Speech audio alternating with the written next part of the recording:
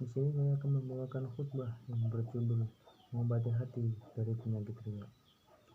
Alhamdulillahirabbil alamin wabihi nasta'in wa ala umuri dunya waddin wassalatu wassalamu ala mursalin wa ala alihi wa sahbihi ajmain amma ba'du. Masyarul muslimin rahimakumullah. Takwa adalah kata yang ringan untuk diucapkan tapi berat dalam timbang amal perbuatan.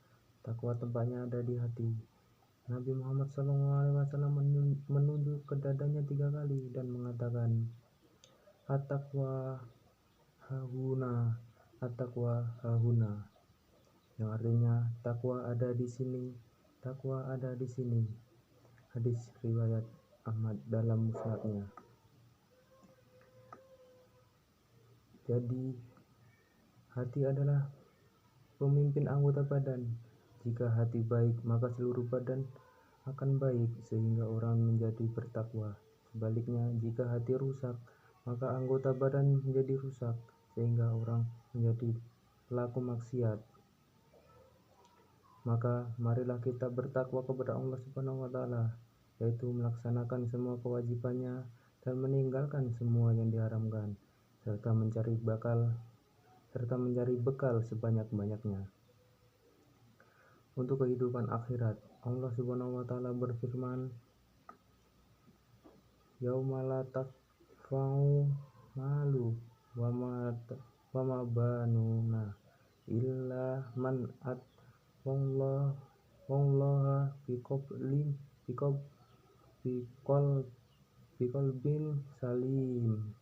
biqalbin salimi, yaitu di hari yang harta dan anak-anak laki-laki tidak berguna kecuali orang-orang yang dihisab oleh Allah Subhanahu wa taala dengan hati yang bersih atau dari kekufuran. Quran surat Asy-Syura ayat 88 sampai 89. Saudaraku seiman rahimakumullah. Oleh karena itu, marilah kita perbaiki hati dengan menerapkan adab-adab yang diajarkan dalam Islam secara lahir dan batin. Kita obati hati dengan mengikuti ajaran Allah Subhanahu wa taala dan meneladani Rasulullah Shallallahu alaihi wasallam. Kita obati hati kita karena hati memiliki penyakit-penyakit yang tidak bisa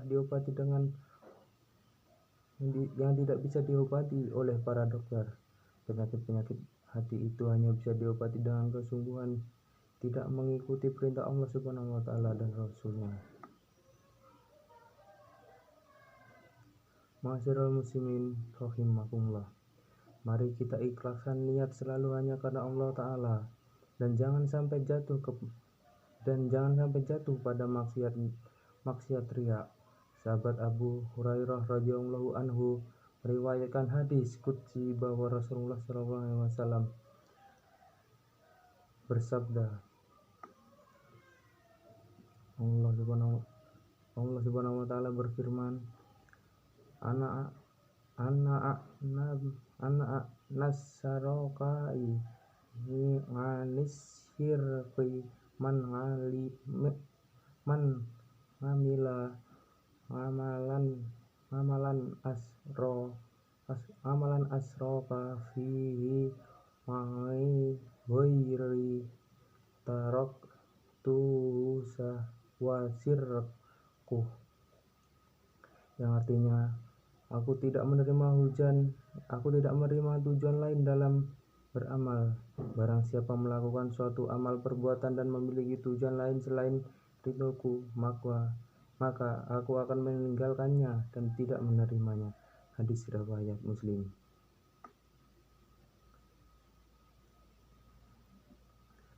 Apakah kita menginginkan pujian sesama hamba? Apakah kita ingin agar dihormati oleh mereka? Apakah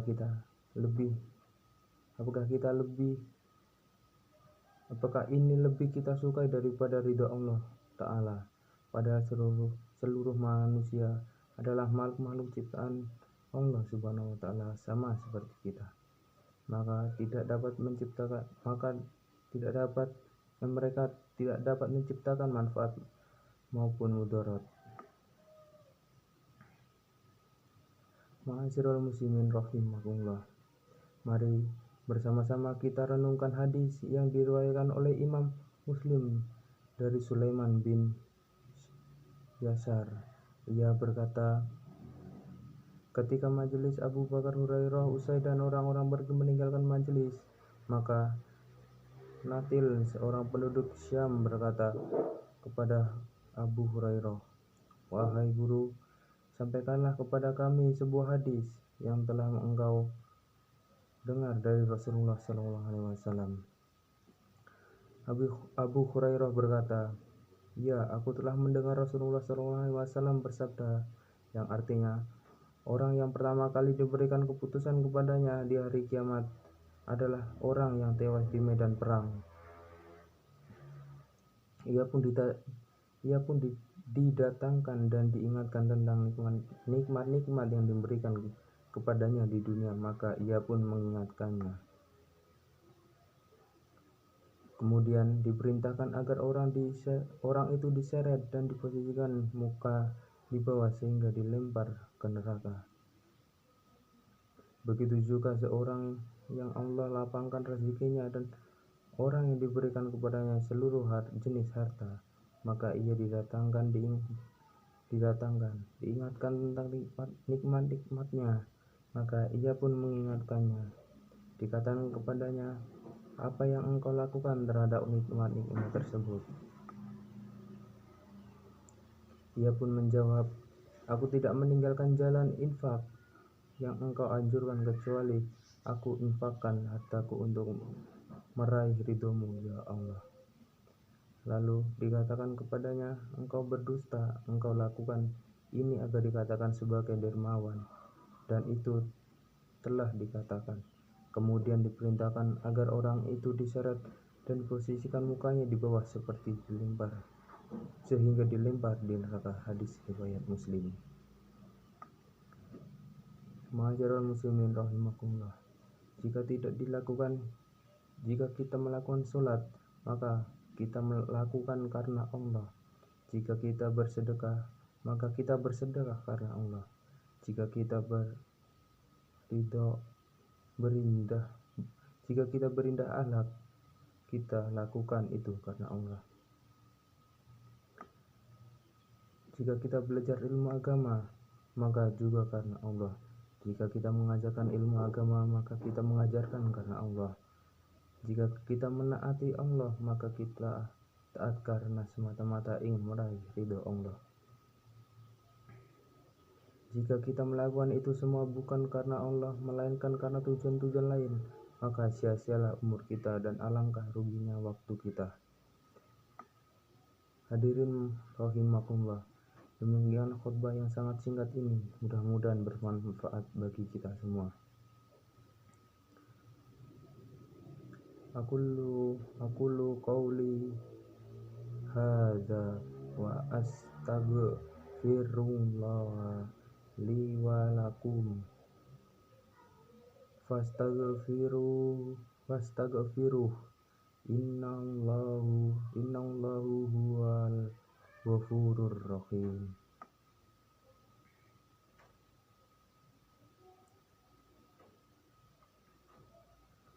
Bismillahirrahmanirrahim. Alhamdulillahi wa kafaru wa kafar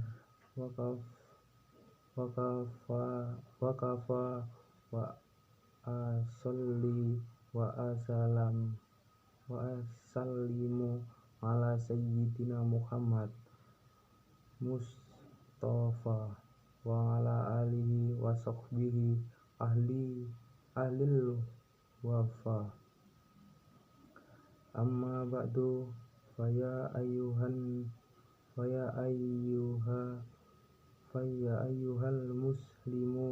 muslimun, ashadu awsiyakum wa nafsi bitaqwallahil aliyil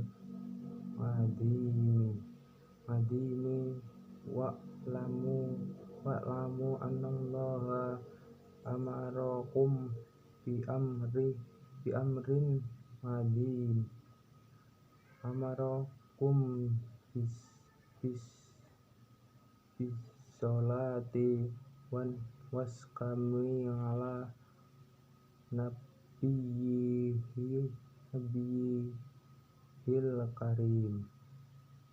karimi faqala innallaha